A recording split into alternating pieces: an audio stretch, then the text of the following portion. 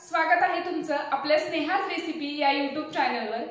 आता पुरणपोळीचा स्वयंपाक म्हटलं की येळवणीची आमटी ही केलीच जाते, कारण त्याशिवाय पुरणपोळीचा स्वयंपाक हा पूर्णच होत नाही, बरोबर ना? मग चला करूयात। आता ही येळवणीची आमटी प्रत्येकाची करण्याची पद्धती वेगळी आहे, म्हणजे घरोघरी ही वेगवेगळ्या पद्धतीने केली जाते। तर आज मी तुम्हाला हिरव्या वाटणातील येळवणीची आमटी कशी बनवायची ते दाखवणार आहे। पटकन व्हिडिओला लाईक करा, कारण आपल्याला रेसिपी सुरू करायची आहे। आणि हो, तुमच्याकडे येळवणीची आमटी कशा प्रकारे तुम्ही करता ते मला कमेंट बॉक्समध्ये लिहून नक्की कळवा। आणि चला आता आपण येळवणीची आमटी बनवायला सुरुवात करूयात। नेहमीप्रमाणेच आजचा व्हिडिओ सुद्धा अगदी सविस्तर असणार आहे, त्यामुळे हा व्हिडिओ अगदी शेवटपर्यंत बघत राहा आणि व्हिडिओ जराही स्किप करू नका। चला सुरुवात करूयात येळवणीची आमटी बनवायला। इथं एक चाळणी घेतलेली आहे आणि त्याच्या खाली असे एक भांडं ठेवलेलं आहे। आपण पुरणासाठी जी डाळ शिजवतो ती डाळ शिजल्यानंतर एका चाळणीवर काढून घ्यायची। यातलं पाणी निथळून काढायचं। यालाच येळवणी असं म्हणतात। इथं 2 वाट्या येळवणी घेतलेलं आहे। आता हे थोडा वेळ असंच बाजूला ठेवूयात आणि आपण एक वाटण तयार करून घेऊयात। त्यासाठी इथं गॅसवर तवा गरम करत ठेवलेला आहे। त्यामध्ये घालूयात 5 ते 6 हिरव्या मिरच्या, 4 ते 5 लसूण पाकळ्या, मुठभर सुक्या खोबऱ्याचे काप, 1 इंच आलं। आता यावर थोडंसं तेल घालूयात आणि मंद आचेवर हे व्यवस्थित असं भाजून घेऊयात। आता थोड्या वेळानंतर तुम्ही बघू शकाल हे सगळं व्यवस्थित असं भाजून झालेलं आहे। तर आता गॅस बंद करूयात आणि हे सगळं एका प्लेटमध्ये काढून घेऊयात।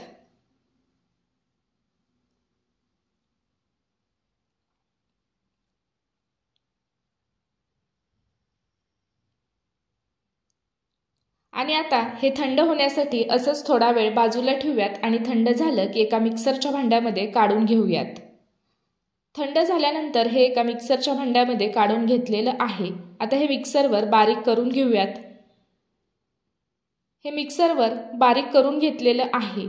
तर इथं आपलं वाटण बनवून तयार झालेलं आहे, तुम्ही बघू शकाल। त्यानंतर आता इथं गॅसवर कढई गरम करत ठेवलेली आहे। त्यामध्ये 3 चमचे तेल घालूयात। आता हे तेल गरम झालं की यामध्ये अर्धा चमचा मोहरी घालूयात। मोहरी तडतडली की अर्धा चमचा जिरे घालूयात। जिरं व्यवस्थित फुललं की थोडासा कढीपत्ता घालूयात।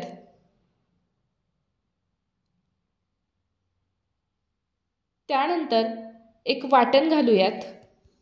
यामध्ये थोडेसे सुक्या खोबऱ्याचे काप, थोडीशी कोथिंबीर, 4 लसूण पाकळ्या मिक्सरवर बारीक करून घेतलेले आहेत, त्याचं हे वाटण आहे। आता मंद आचेवर हे वाटण व्यवस्थित असं परतून घेऊयात। हे वाटण घातल्यामुळे येळवणीची आमटी चवीला खूप छान लागते। वाटण हे व्यवस्थित असं परतून घेऊयात। हे वाटण व्यवस्थित असं परतून घेतलेलं आहे। तर आता यामध्ये घालूयात आपण तयार करून घेतलेलं हिरव्या मिरच्या, लसूण, आलं आणि सुक्या खोबऱ्याचे काप, याचं जे वाटण तयार करून घेतलं होतं ते घालूयात आणि मंद आचेवर हे वाटण चांगलं परतून घेऊयात। ही येळवणीची आमटी बनवण्यासाठी आपल्याला जे काही साहित्य लागणार आहे त्या सगळ्या साहित्याची लिस्ट डिस्क्रिप्शन बॉक्समध्ये दिलेली आहे। आता हे सगळं व्यवस्थित असं परतून घेतलेलं आहे। आता यामध्ये घालूयात पाव चमचा हळद। आता ही हळद व्यवस्थित अशी मिक्स करून घेऊयात।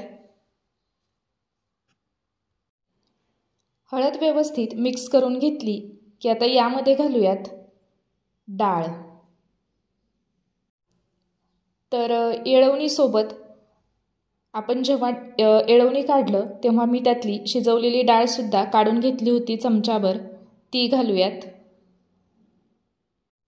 डाळ घातल्यानंतर हे सगळं व्यवस्थित असं मिक्स करून घेऊयात आणि थोडंसं परतून घेऊयात। डाळ घातल्यामुळे आपल्या आमटीला चांगला घट्टपणा येतो। तर आता ही डाळ आपण व्यवस्थित अशी परतून घेतलेली आहे। आता यामध्ये घालूयात येळवणी।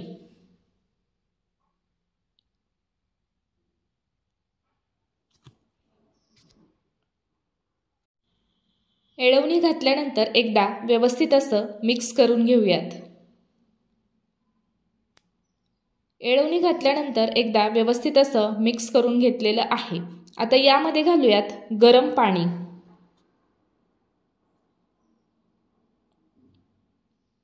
तुम्हाला आमटी किती घट्ट किंवा पातळ हवी आहे त्यानुसार पाणी घालायचं। पाणी घातल्यानंतर एकदा मिक्स करून घेऊयात। हे एकदा मिक्स करून घेतलं की आता यामध्ये घालूयात चवीनुसार मीठ।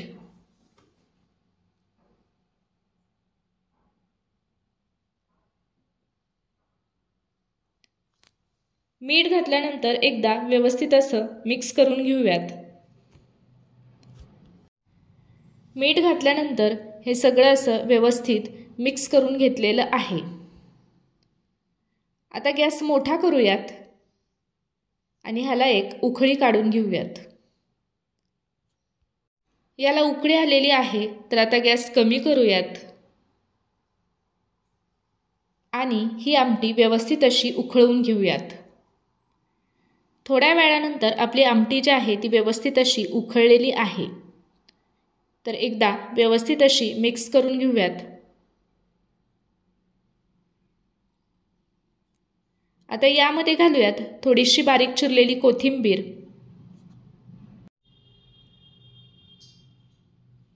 कोथिंबीर घातल्यानंतर एकदा व्यवस्थित असं मिक्स करून घेऊयात।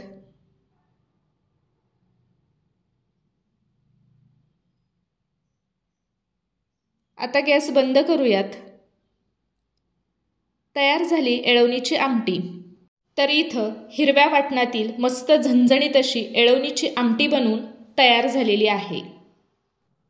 आज आपण मस्त अशी हिरव्या वाटणातील येळवणीची आमटी कशी बनवायची ते बघितलं आणि तुम्ही सुद्धा या पद्धतीची येळवणीची आमटी नक्की बनवा आणि आजचा व्हिडिओ आवडला असेल तर व्हिडिओला लाईक आणि शेअर नक्की करा।